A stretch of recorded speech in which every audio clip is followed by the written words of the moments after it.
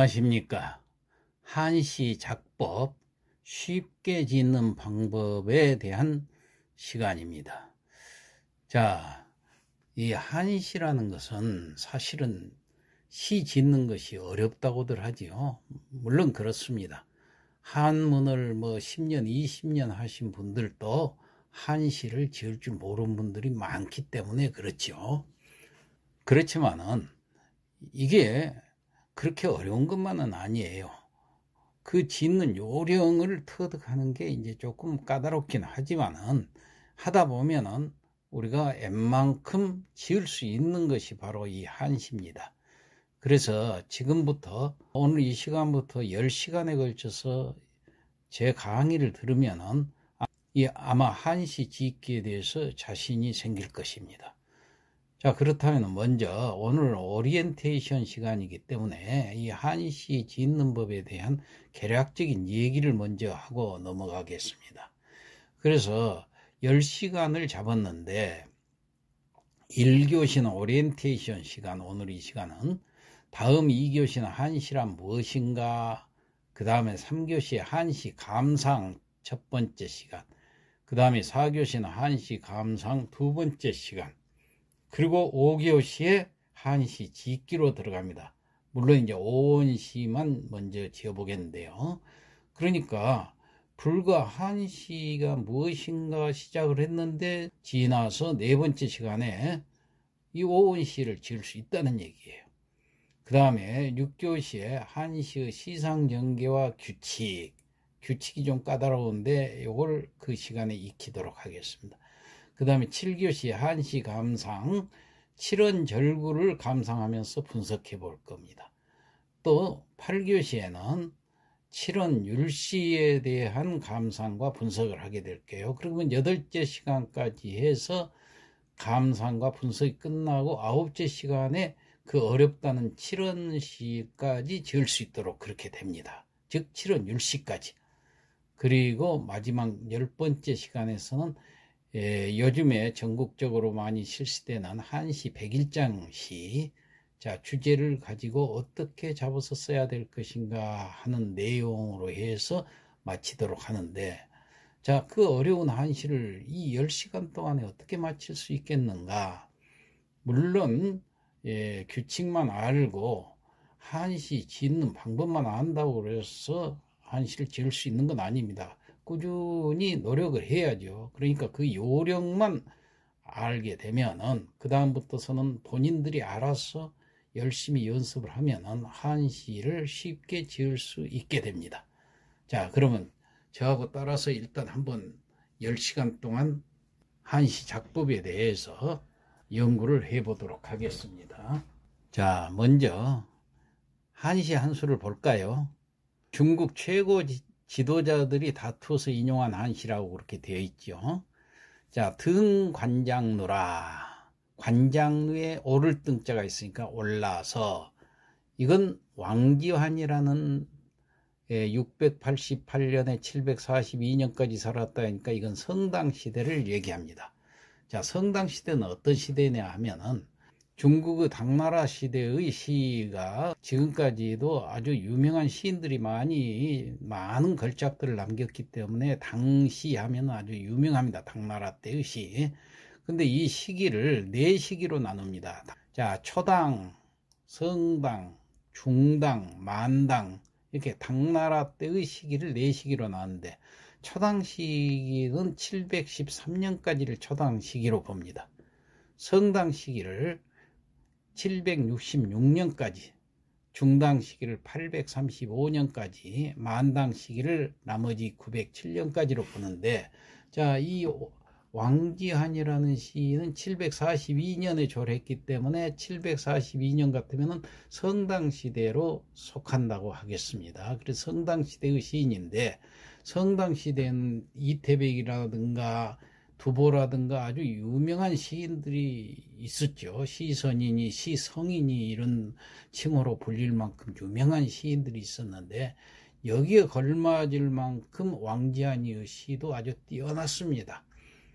이분은 총 평생 동안 6편을 작품을 남겼는데, 그러니까 조금밖에 작품은 남기지 않았지만 그 작품들이 다 뛰어났습니다. 그래서 그 당시에는 유명한 시인은 악부시라고 그래가지고 악공들이 그걸 가지고 연주를 해서 널리 알렸던 것인데 이 6편이 다 악부시에 오를 정도였어요.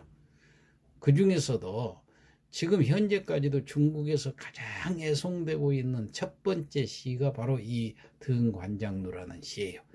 그래서 오늘 이 시 오원절구기 때문에 간단하기 때문에 골라보았습니다. 자, 그럼 이 시를 한번 해석을 먼저 해볼까요? 등관장루라, 오를 등자 관작, 관작이라는 것은 황새를 가리킵니다. 황새관자 까치 작자인데 루는 루대라는 얘기죠. 그러니까 황새가 거기에서 날아와서 서식했던 그런 루대였던 것 같아요. 여기에다가 루대를 지었는데 이 루대가 원나라 때 사실은 무너져 버려가지고 없어졌던 루대를 이 시가 유명하니까 이 시를 살리기 위해서 루대를 2001년에 다시 중수를 했습니다. 다시 지었어요. 그래서 지금 현재는 관광객들이 발길이 아주 많이 오고 가는 그런 유명한 관광 명소가 되었다고 그래요. 이 시 때문에, 이 시 하나 때문에. 자, 관장루에 올라 어떤 시인가 한번 살펴봅시다. 자, 백일의산진이요. 백일 하면은 흰백자 날일자 흰해라는 뜻인데 이건 한낮이란 뜻이에요. 그렇지 않으면 밝은 해란 뜻도 됩니다. 밝은 해는 의 기댈 의자지요. 산 매산자 산에 기대어서 진이랑 다 할 진자니까 해가 진다는 얘기예요. 그러니까 해는 서산에 기대어서 지려고 하는데 그런 뜻이 되겠습니다. 황하 이폐류라. 황하라는 큰 강이 있죠. 중국어 가장 큰 강은 황하하고 양자강 두 개가 있죠. 이 황하를 중심으로 해서 문명이 발상지가 됩니다. 그래서 이 황하는 중국 사람들에게는 아주 젖줄 같은 그런 강이죠. 자, 황하 이폐류라. 그런 황하가 이폐류라 어디로 들어가 흘러서 해, 바다 해자로 들어갈 입자. 자, 류자가 있기 때문에 흐를 류자. 황하는 바다로 흘러가고 있구나. 이렇게 해석을 하면 되죠. 그 다음 역궁 천리목이라. 역궁 뭐 하고자 할 욕자. 궁자는 끝궁자. 끝까지 하고자 한다. 뭘? 천리목이라. 천리라는 것은 천리만리 할 때 이 천리를 말하니까 아주 굉장히 먼 거리를 천리라고 그러죠. 목이란 건 눈목자니까 천리까지 볼 수 있는 눈. 예. 그런데 끝국자가 있으니까 천리 밖에 끝에까지 볼 수 있는 눈을 가지려고 뭐 하고자 하려고. 그 말은 눈을 가지려고 한다는 것은 눈목자는 보다라는 동사로 해석을 해야 됩니다. 그러니까 천리 밖까지 멀리 끝까지 보려고 시력을 다해서 보려고 그런 뜻이에요. 갱상 일층누라. 다시 갱자 우상자는 위에라는 부사가 아니라 여기서는 오른다는 동사로 해석을 합니다. 다시 오른다. 무엇을 오르냐? 목적어가 나와 있어요. 일층누라. 다시란 말이 있기 때문에 한층 더 오른다고 말이에요. 누각을. 그래서 다시 한층을 더 올라가노라. 그럼 다시 이것을 전체적으로 해석을 해보면은 해는 서산에 기대어지려고 하는데 황하는 바다로 흘러가고 있구나.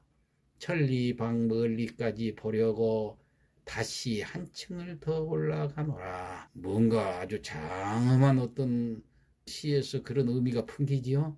다시 말해서 해는 서산에 기대어지려고 하는 거, 우리가 인생을 얘기할 것 같으면 이미 노년에 기대어지려는데 노년으로 치닫고 있는 인생인데 황하는 바다로 흘러가고 있구나. 점점 바다를 어떤 죽음의 경지로 생각하면 저승으로 저쪽 죽음을 향해서 나는 가고 있구나. 그랬지만은 아직도 그 꿈은 살아서 천리방 멀리까지 보려고 자기의 삶의 끝까지 가려고 다시 한층을 더 올라가노라. 다시 업데이트를 한단 말이에요. 인생을 다시 어떤 다른 꿈을 이루어 보려고 애를 쓰노라. 어떤 그런 뜻도 되지요.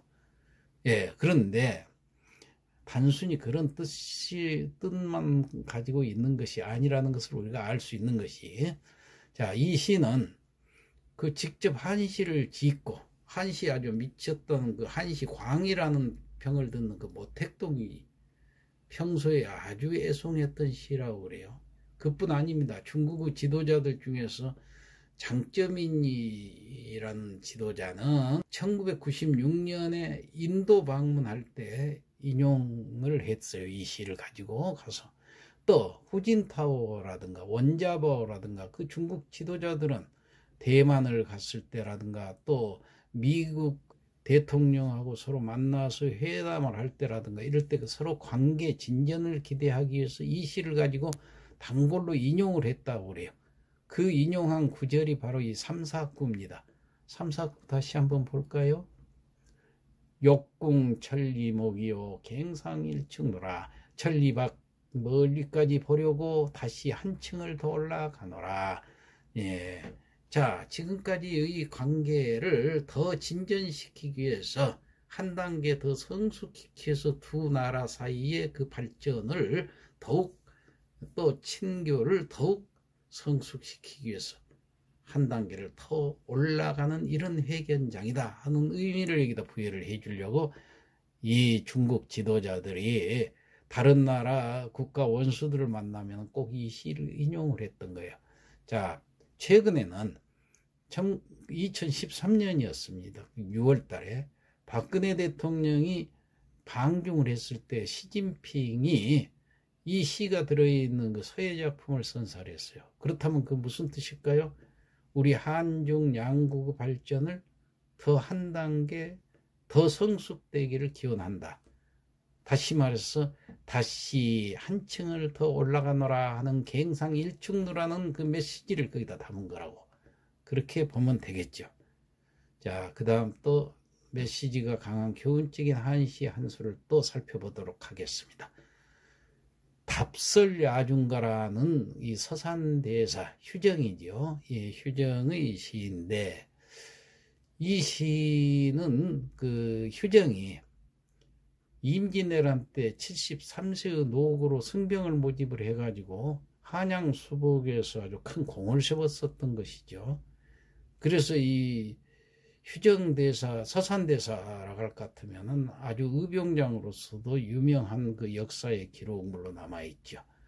그래서 이분의 시라고 그래요. 그런데 또 이게 정확한 기록이 없기 때문에 조선 후기 그 문연이었던 이양년이라는 분이 계신데 이분의 시라고 또 일설에서는 얘기를 합니다. 그래서 확실한 것은 잘 모르겠지만은 여하튼 이 시가 참 좋기 때문에 백범 김구 선생이 이 시를 그 평생의 좌우명으로 삼았다고 그래요. 김구 선생이 1949년 6월 26일 날 광교장에서 암살당하기 직전까지도 써붙여 있었던 시라고 그럽니다. 자, 그러면 이 시가 어떤 시인가 한번 읽어볼까요? 답설 야중가라, 야중거 했는데 답설 밟을 답자지요. 눈설자 눈을 밟은다고 말해. 야 들판 야자지요. 중 들판 가운데로 간다 그 말이죠. 그러니까 눈 덮인 들판 가운데로 걸어갈 때는 광야를 걸어갈 때는 이렇게 해석이 됩니다. 불수 호란 행이라. 불수 아니불자 모름지기 숫자지만은 이건 함부로 그렇게 해석을 해도 됩니다. 모름지기 하지 마라 그 말이에요. 함부로 하지 마라. 예, 호란 행이요. 호는 대호자에다가 어지러울 란자인데 이 두 개 합해서 어지럽다는 뜻이에요. 아주 어지럽다는 뜻으로 호란이라고 그럽니다. 행은 걸어갈 행자지요. 그러니까 발걸음을 아주 어지럽게 걷지 불자가 있으니까 말라. 그 발걸음을 함부로 어지러이 걷지 말라 이렇게 해석을 합니다. 금일 아행적이요. 오늘 금일은 나는 나의 그런 뜻이에요. 행적이라는 것은 발자국이죠. 오늘 내 발자국은 수작 후인정이라. 여기서는 수는 따를 숫자입니다. 만든다. 따라오면서 만들어야 뭘 만드느냐? 후인, 뒤에 올 사람을 후인이라고 그러죠. 뒤후자니까 요건 이정표 할 때 정자, 갈정자인데, 그 뒷사람이 따라올 때 그 이정표를 만들어준다는 얘기예요. 내 발걸음이. 그렇기 때문에 내 발걸음이 허투루 걸으면은 뒤에 따라온 사람들이 바르게 걸을 수가 없죠. 내 발자국이 바르게 걸어졌을 때 뒤에 따라오는 사람도 그 발자국을 따라서 바르게 걸어올 거예요. 내가 잘못 엉뚱한 대로 새길로 빠졌다. 그러면 뒤에 온 사람도 결국은 내 발자국을 따라오다 보면 새길로 빠질 수밖에 없어요. 그래서 내 발자국이 그만큼 본보기가 된다. 이런 뜻이에요. 그러니까 우리는 노인입니다만은 노인은 선생이라고 그랬어요. 먼저 태어난 사람이라고 했어요. 선생이라는 것은 학식이나 덕망이 높은 사람을 가리킵니다. 또 혹은 경험이 많은 지혜로운 사람을 선생이라고 그래요. 우리는 인생은 선생이에요. 그래서 어른입니다. 그래서 우리는 본보기가 되어야 되는 거예요. 그 노인은 나이가 단순히 많은 사람이 노인이 아니라 우리는 다른 사람의 본보기가 돼서 우리의 발걸음 하나하나가 똑바르게 걷지 않으면 안 된다는 이런 메시지를 담고 있기 때문에 우리 같은 노년에는 이런 시 하나쯤은 가슴에 품고 살아갈 필요가 있다. 이런 생각이 듭니다. 자, 그러면은 이 한시를 짓기 전에 가장 기본적인 한문 패턴의 기초를 먼저 한번 봅시다. 한시를 이 기초적인 이 패턴만 알고 있어도 훨씬 수월하게 한시를 우리가 작시를 할 수가 있어요. 자, 살펴볼까요? 먼저 주술관계로 되어 있는 한자들을 살펴봅시다.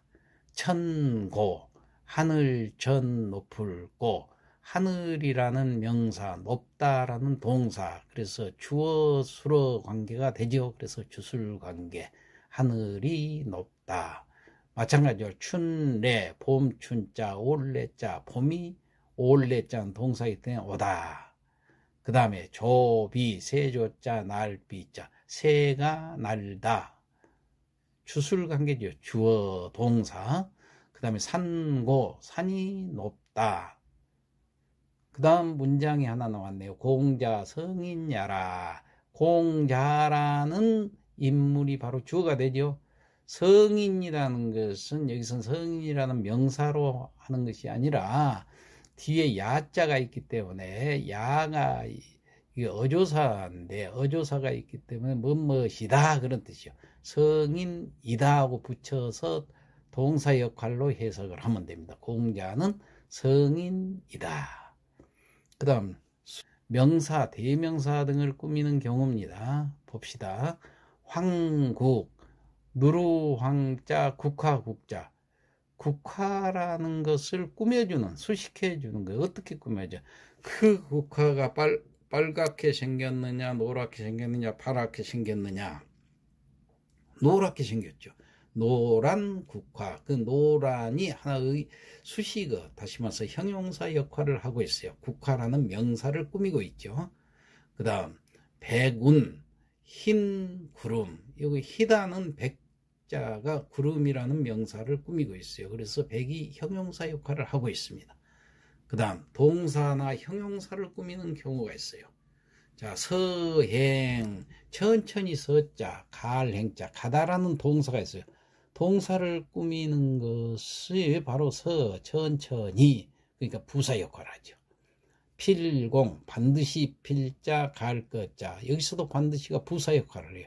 반드시 가다라는 동사를 꾸미죠. 자, 그 다음에 병렬 관계가 있어요. 병렬 관계는 여러 가지 관계가 있습니다. 복잡 5가지가 있으니까 자, 천천히 하나씩 보죠. 대등 관계, 서로 대등한 입장을 취하는 단어끼리 모아놓은 겁니다. 우, 마, 소, 우자, 말, 마자. 소하고 말하고 대등한 관계죠. 소와 말. 그 다음에 귀, 토, 거북, 귀자, 토끼, 토자. 거북과 토끼. 대등한 관계죠. 그 다음에 상대 관계가 되는 경우가 있습니다. 자, 옛고자, 이제금자, 옛날과 지금은 서로 상대 관계가 되죠. 그래서 고금, 귀천, 귀할 귀자, 천할 천자, 귀하고 천하다 서로 상대 관계가 되죠. 예, 이런 관계가 있습니다. 그 다음에 세 번째, 유사 관계. 자, 비슷한 거. 자, 옷, 의자, 옷, 복자. 옷과 옷이라는 거예요. 중국어는 이 유사 관계를 이용해서 두 자씩 이렇게 짝을 지어서 쓰는 단어들이 굉장히 많습니다. 의복, 그냥 옷, 의자 하나만 옷이라고 해서 쓰는 게 아니고 의복 두 글자를 합해서 옷이라는 것을 나타냅니다. 또 친구라고 그랬을 때도 법붕자, 버두자, 친구 붕자 하나만 써도 될 것이지만은 우자를 짝을 맞춰 가지고 두 자를 쓰므로 해서 친구라고 표현하는 경우, 자, 이런 경우가 많이 있습니다. 자, 그 다음 술목관계. 자, 이것이 중국어에서 제일 많이 나오는 거예요. 자, 수어가 먼저 나오고 목적어가 그 뒤에 나와요. 자, 동사가 먼저 나오고 뒤에 목적어가 되는 뭐 명사라든가 대명사가 나오겠죠. 자, 봅시다. 호학, 좋아하다. 뭘 좋아하느냐? 뒤에 목적어가 학, 배울 학자, 배우기를 좋아한다. 그 다음에 포와, 배부를 포자, 나아자, 배부르다, 배부르게 하다, 그런 뜻이 되죠. 나아자, 누구를 배부르게 하느냐? 나를 배부르게 하다, 이런 뜻이 돼요. 목적어가 되니까. 그 다음에 유신, 있다, 믿을 신자. 무엇이 있어요? 믿음이 있다. 유신, 신이 목적어가 되는 거예요. 무치, 없다고 말이에요. 뭐가 없느냐? 염치할 때 치, 부끄러울 치. 부끄러움이 없다고 말하면 부끄러움을 모른다. 무엇을 모른다. 뭐뭐를. 이렇게 술목 관계로 되어 있는 경우. 그 다음에 술보 관계가 있습니다. 술어보어 관계입니다.